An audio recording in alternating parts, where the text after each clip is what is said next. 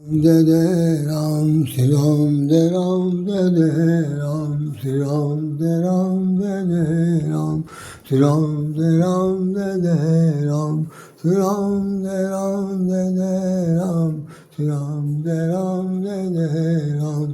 नानक दुखिया सब संसार, नानक दुखिया सब संसार।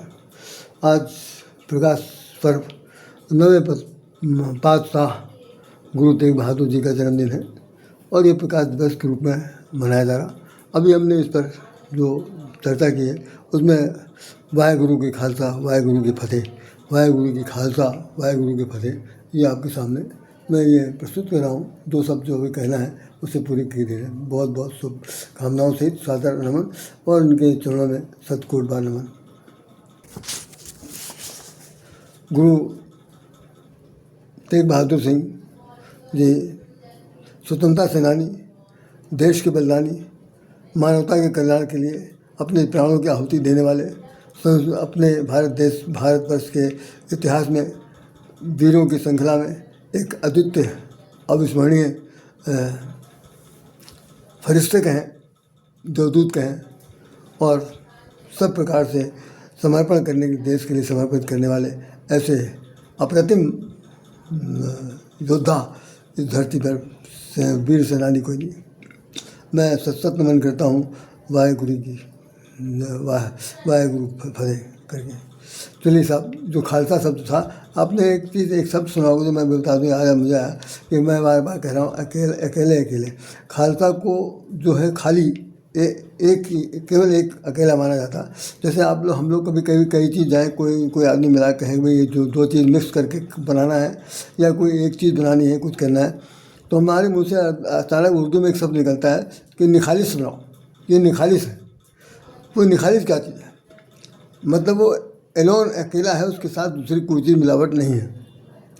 दाल वाल में हो सकती है, साग सब्जी में हो सकती है और किसी चीज़ में हो सकती है, या जेवरात वगैरह में जहाँ जाते हैं वहाँ पे लोग कभी कभी सुनार बात करते हैं। बिल्कुल निखालिस है, बिल्कुल प्योर सोना है, 24 कैरेट का। उसमें निखालिस मैंने खाली। तो ये निखालिस जो है खालसा इससे खालिस से बना। खाली संसार खाली है, उस खाली में केवल एक है और वो हुक्म करने वाला, इसीलिए खालसा। तो उसमें लिखा है खालसा सिख मत, सिख का जो मत है वो खालसा, और वही ओमकार है। उस ओमकार के अंदर पूरा सिख समुदाय समाया हुआ है। तो अभी मैंने इस पहले बताया था कि 30 इनके गुरु साहिब ग्रंथ के अंदर 30 संत महात्माओं के वाणियाँ हैं। उन वाणियों का उच्चारण किया जाता है। उसमें सर्वप्रथम नाम संत कबीर का नाम आया। खैर आगे हम आपको बताना चाहते हैं कि उन्होंने 4 पदार्थ के नाम बताए। हमने बताया 4 पदार्थ जो है एलिमेंट्स, जिसे अंग्रेजी में एलिमेंट कहते हैं, हिंदी में तत्व कहते हैं। लेकिन ये जो जिस तरह से परिभाषित किया है, एक्सप्लेन किया है, हम लोग हिंदी भाषी, हिंदी साहित्य को जानने वाले लोग हैं, तो हमें ये कहने में थोड़ा सा अड़चन जरूर हो रही है कि भाई उनकी बात को खंडन ना समझा जाए। सच ये है कि उससे कहते हैं कि जैसे ज्ञान और प्रेम, अब उसको उन्होंने पदार्थ लिखा, जबकि पदार्थ होता है एलिमेंट, पदार्थ होता है वस्तु, पदार्थ होती है कोई चीज़। तो ऐसा कुछ नहीं है, क्योंकि प्रेम ना तो पदार्थ है, प्रेम ना तो कोई तत्व है, प्रेम ना तो कोई वस्तु है, और ना ज्ञान कोई ऐसी वस्तु है, ना प्रेम पदार्थ है। ये दोनों क्या चीज़ है? हिंदी साहित्य के घनघोर साहित्य के अंतर्गत जो साहित्य सागर है, उसमें प्रेम जो है वो सचमुच प्रेम सागर है। प्रेम एक प्रेम सिंधु है। ज्ञान अखंड ब्रह्म, ज्ञान अखंड भंडार है, ज्ञान सागर है, ज्ञान सिंधु है। ये जो समुद्र से जिसकी तुलना की जा सकती है, जिसकी गहराई नहीं नापी जा सकती, कि जिसका कोई था नहीं है, उसको ज्ञान और प्रेम कहा जाता है। यहाँ पर पदार्थ कुछ नहीं। पदार्थ तो बहुत छोटी चीज़ है, बहुत छोटी चीज़, मतलब तुच्छ जिसे कहना चाहिए। पदार्थ हम लोग हैं, सब नष्ट हो जाएंगे, जला दी जाएंगे, फूंक दी जाएंगे। एक मुट्ठी पर केवल हमें वो मिलेगा, मेरे शरीर का वो धुआं धक्कर से मिला हुआ राख, तो पदार्थ। लेकिन इनकी भाषा में जो पदार्थ लिखा हुआ, इसलिए मुझे पदार्थ कहना पड़ा। आप मेरे मंतव्य को कतई इस बात को स्वीकार मत करिएगा कि पदार्थ को मैं ही वही स्वीकार करता हूँ जैसा इसमें लिखा। नहीं, पदार्थ माने जो सिंधु से जुड़ा हुआ। सिंधु का मैं सामान्य से भी नहीं, बल्कि उसके अथाह, अपरिमित, अनलिमिट, सीमांकन से परे, जहाँ तक हमारी पहुँच नहीं, वो उसका नाम ज्ञान है। उसका नाम जैसे होता है ना कि ज्ञान, जिस ज्ञान अभी हमने जो दोहा बोला था, ज्ञान की पाव विराग, गुरबिन होने ज्ञान, ज्ञान की पाव विराग बिन, जलबिन चले नाव, जलबिन चले की नाव, जलबिन चले की नाव, पची पची मरे, इस तरह से करके दोहा था। घोर जतन पच पच कर ऐसे तो लिखा है। तो पहला नाम इन्होंने ज्ञान कर दिया, और इसमें बताया है कि माया ब्रह्म के भेद पर जो चर्चा की जाती है, माया और ब्रह्म क्या है, ये हमारे यहाँ पूरा पूरा पुराण लिखा हुआ, माया और ब्रह्म की बात। और इस संसार में दो ही चीज़ें हैं, माया और ब्रह्म। संसार में दो चीज़ें हैं, एक प्रकृति, एक पुरुष। इन दोनों के सम्मेलन से संसार के निर्माण हुआ। तो ज्ञान जो है वो शुष्क है, नीरस है, और प्रेम जो है वो तत्व रसमय है। तो एक नीरस है, एक रसपूर्ण है। तो जिसके अंदर रसपूर्णता है उसके अंदर तरलता है और उसके अंदर गहराई है, उपलब्ध है। ज्ञान के अंदर गहराई नहीं है, ज्ञान के अंदर ऊंचाई है, और जितनी ऊंचाई है उतना ही वो नीचे तक गया हुआ, इसलिए उसकी सीमा कम है। सीमा का मूल्यांकन नहीं किया जा सकता। तो इसमें लिखा है कि माया ब्रह्म के भेद पर जो चर्चा करता है, और ग्रस्त में रह करके जो ज्ञान और प्रेम को समझता है, ग्रस्त में रहकर जो ज्ञान और प्रेम को समझता है, वही इस चार पदार्थों में से ज्ञान प्राप्त करता है। तो उनका कहना ठीक है भाई, गृहस्थ संसार में सबसे बड़ा, हमारे यहाँ हिंदू धर्म में सबसे बड़ा जो आश्रम है उसका नाम गृहस्थ आश्रम। कि गृहस्थी के अंदर ही समझिए जैसी ऐसी पाठशाला है, इसके अंदर मरम्मत कर करके, खूब मार कर, किस तरह से विचार से, व्यवहार से, दुत्कार से, फटकार से, तिरस्कार से, नकार से, स्वीकार से, जैसे भी हो, हर परिस्थितियों में आदमी को इतना तपाया जाए, इतना आग में तपाया जाए कि वो तप करके एकदम सोना खड़ा हो जाए, खूब तपा हुआ।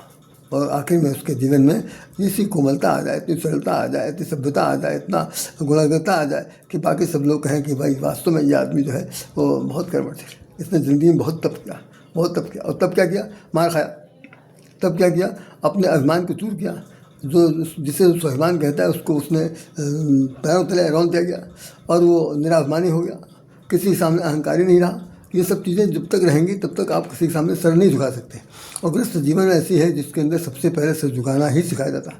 और सबसे बड़ी बात दुर्भाग्यपूर्ण ये है कि गृहस्थ जीवन में सबसे ज़्यादा अगर कोई आदमी हारता है ना, तो अपनी औलाद से हारता है। ये मैं सुनता आ रहा हूँ, बुढ़ा हो गया सुनते कि आदमी सबसे ज़्यादा अगर किसी से हार माना है तो अपने घर वालों से हारा, अपनी पत्नी से हारा, अपने बच्चों से हारा, अपनी बीवी से हारा, सबसे हारता। और हारने के बाद वो कुछ कहने चूचा नहीं कर पाए। अगर कहीं कर दिया तो समझिए कि सरेआम बेइज्जती करिए। तो उसका ये मौन निमंत्रण, हमें तो प्रेमचंद की बात याद आती है कि आप सुन के हंसेंगे कि उन्होंने लिखा था, इस वक्त मैं कोटेशन में दे रहा, याद आ गया मुझे कि उन्होंने कहा था, बहुत सुन लीजिए आप, परिभाषा आई है, बिल्कुल से 100 बार इसको किसी कागज़ पर लिख लीजिए, अपने दिमाग में बैठा लीजिए। जब मनुष्य के जीवन में, मनुष्य के विचारों में, मनुष्य के अंतरात्मा में, मनुष्य के मन में, मनुष्य के विवेकशीलता में, जब मनुष्य में स्त्री के गुण आ जाते हैं, जब मनुष्य के हृदय में स्त्री के गुण आ जाते हैं, तो वो संत हो जाता है। परिभाषा, डिफिनीशन है, जब स्त्री के गुण आ जाए पुरुषों में तो वो संत हो जाता है। और जब ठीक उल्टा, जब स्त्री के चरित्र में, स्वभाव में, उसके गुण में, उसकी गान गम्यता में, उसके प्रेम में जब पुरुष के गुण आ जाए तो वो कुल्ठा हो जाती है। कुल्ठा माने सबसे ज़्यादा बच्चलन, ब्याहा, निर्लज, दुश्चरित्र, सब कुछ कहते हैं। कुल्ठा माने दुश्चरित्र होता है।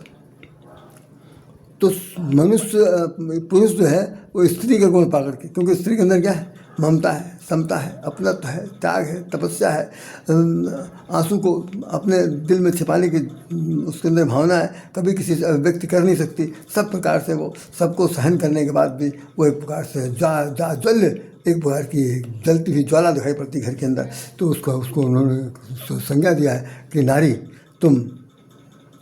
केवल श्रद्धा है, नारी केवल एक देवी है, और कुछ नहीं हो सकता। तो वो देवत्व गुण अगर पुरुष में आ जाए, क्योंकि पुरुष तो कठोर होता है, पुरुष बहुत कठोर होता है, बड़ा अभिमानी होता है, बहुत अहंकारी होता, बहुत ही वो स्वेच्छाचारी होता, बहुत ही ऐसी हरकत करने वाला होता है जैसा कि कोई नहीं कर सकता, क्योंकि वो किसी के बस में अपने आप को नहीं रखना चाहता, स्वतंत्र होकर जीना चाहता। नारी स्वतंत्र होकर के परतंत्र रहती है, यद्यपि स्वतंत्र है, लेकिन वो अपने बाल बच्चों से, परिवार से इस तरह से ढकी रहती है कि वो अपनी बात को ओपन कभी कर नहीं पाती।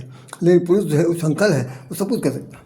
तो प्रेमचंद ने बड़ी गहराई से इस बात को लिखा कि जब पुरुषों के हृदय में, दिल में, दिमाग में, मन में, बुद्धि में, विवेक में, उनके कारनामों में जब स्त्री के गुण आ जाए तो वो कौन होगा?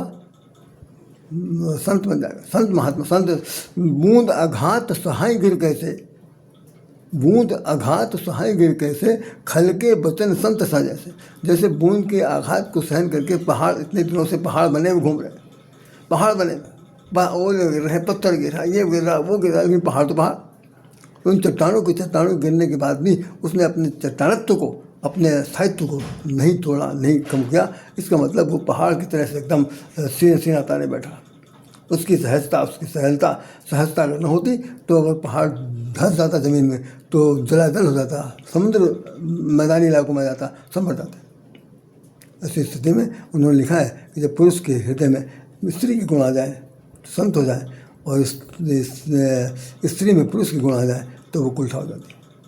तो यहाँ पर उन्होंने जो बात लिख दिया कि वो गृहस्थ जीवन में अगर ज्ञान और प्रेम को सामंजस्य स्थापित कर दिया जाए तो ये एक बहुत बड़ा पदार्थ है। उन्होंने जो कुछ भी लिखा ठीक लिखा, लेकिन हमने उसका और भी ब्रीफ कर दिया है कि ज्ञान अलग चीज़ है, प्रेम अलग चीज़ है, लेकिन दोनों के तालमेल से ही ये कुछ बन सकता है। यही स्थिति है परिवार में।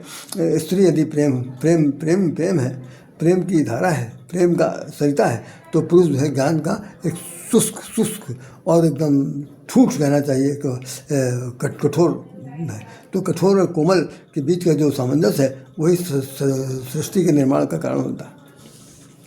यही बात प्रेमचंद ने, जयशंकर प्रसाद ने लिखी है। उनकी नायिका कहती है अजातशत्रु नामक पुस्तक के अंदर कि जब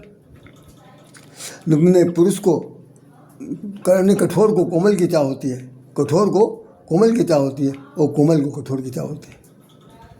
इससे सृष्टि का निर्माण है, ये उनकी नायिका कहती है कि कठोर पुरुष है, कोमल स्त्री है।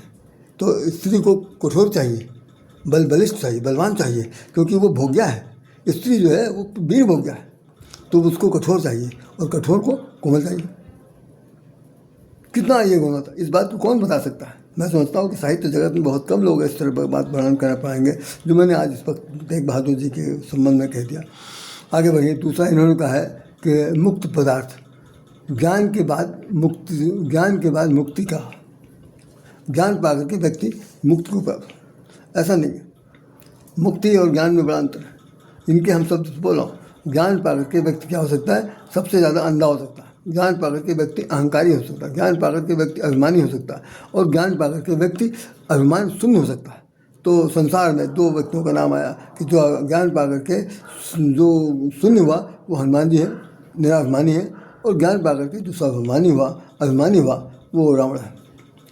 एक को ज्ञान पाकर के अभिमान हो गया, दूसरे को ज्ञान पाकर के भूल गया कि वो कुछ भी अपने आप को समझता है। तो यहाँ पर उन्होंने मोक्ष लिखा है। मोक्ष कुछ नहीं, वो मोक्ष नहीं है, बल्कि ज्ञान पाकर के वो आदमी अपने आप को समझता है कि वो यहाँ पर क्यों आया है, माया क्या चीज़ है, ब्रह्म क्या चीज़ है, तत्व क्या है, ये शरीर क्या है, ये हाड़ मास से बना हुआ, इसका आने जाना आवागमन क्यों होता है, जन्म पुनर्जन्म क्यों होते हैं। इन सब चीज़ों के बारे में जब तक गहराई से नहीं समझा जाएगा तब तक मोक्ष कुछ नहीं समझा। मोक्ष का मतलब क्या है कि संसार में है लेकिन संसार हमारा नहीं है। हम, ये शरीर मेरा है जरूर देखने में, लेकिन वास्तव में शरीर भी हमारा नहीं है।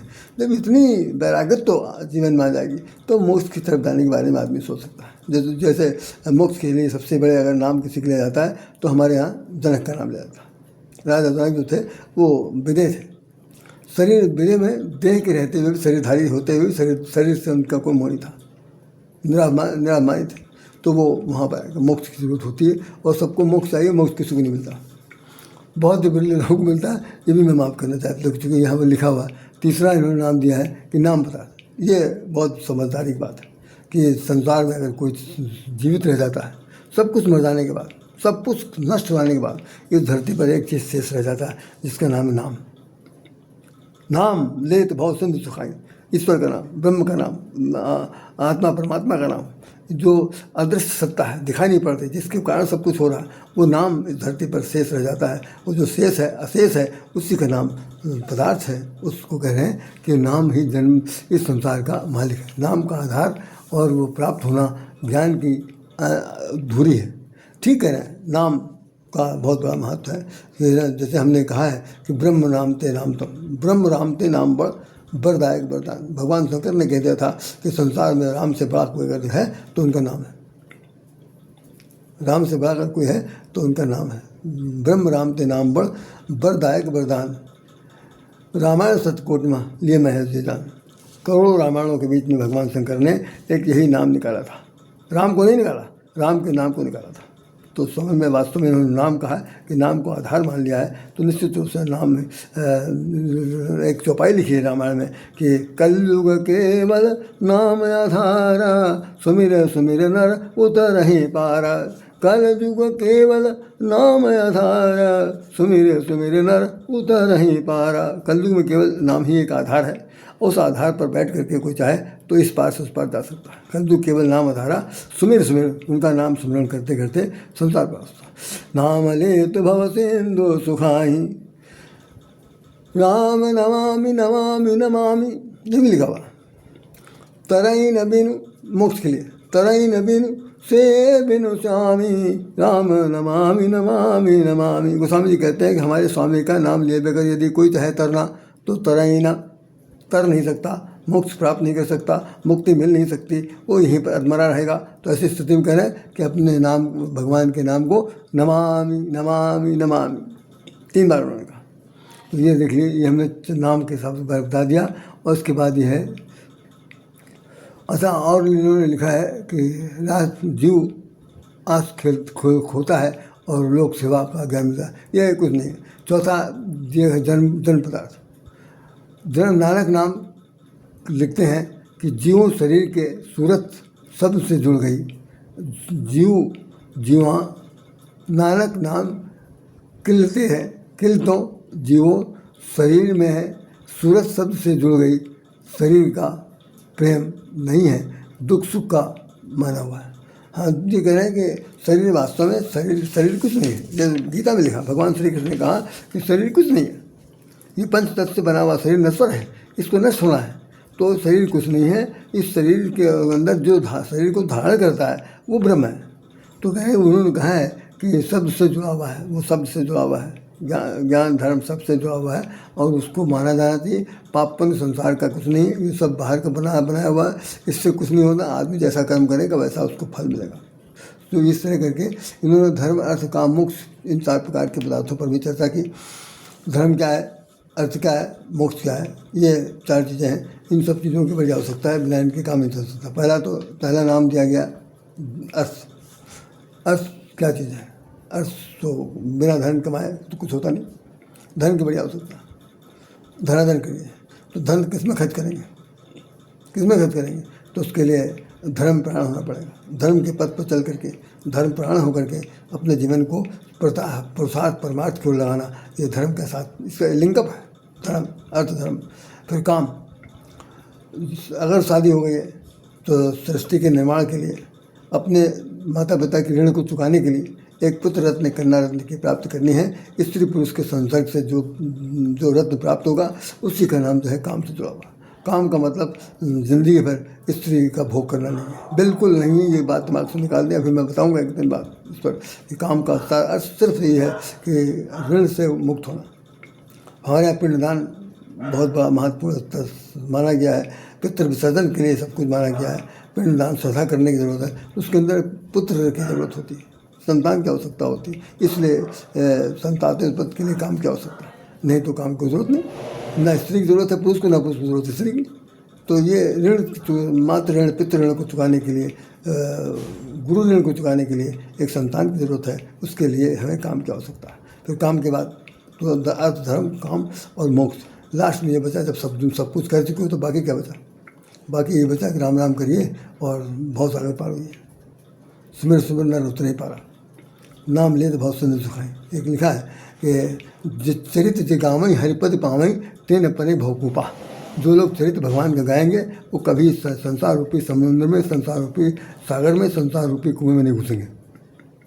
तो ये सारी बातें सब बताई हैं। हमारे तेग बहादुर जी महानतम हैं, ये हमारे इस देश के लिए गौरव हैं। हम लोग उनके चरणों की धूल पे नहीं हैं, हम उन्हें बारंबार नमस्कार करते हैं, बारंबार उनको सच्ची श्रद्धांजलि देते हैं। और आप सब लोगों से निवेदन करते हैं कि वाहेगुरु, वाहेगुरु की खालसा, वाहेगुरु की फतेह। इस तरह करके हम उन्हें श्रद्धांजलि दे रहे हैं और नमन करते हैं। जो हमने बात कही है इसको आप लोग बहुत ही माइन्यूटली, बड़े गहराई से सुनिएगा, समझने की कोशिश करिएगा। इससे ज़्यादा अच्छा मैं तो नहीं बोल सकता।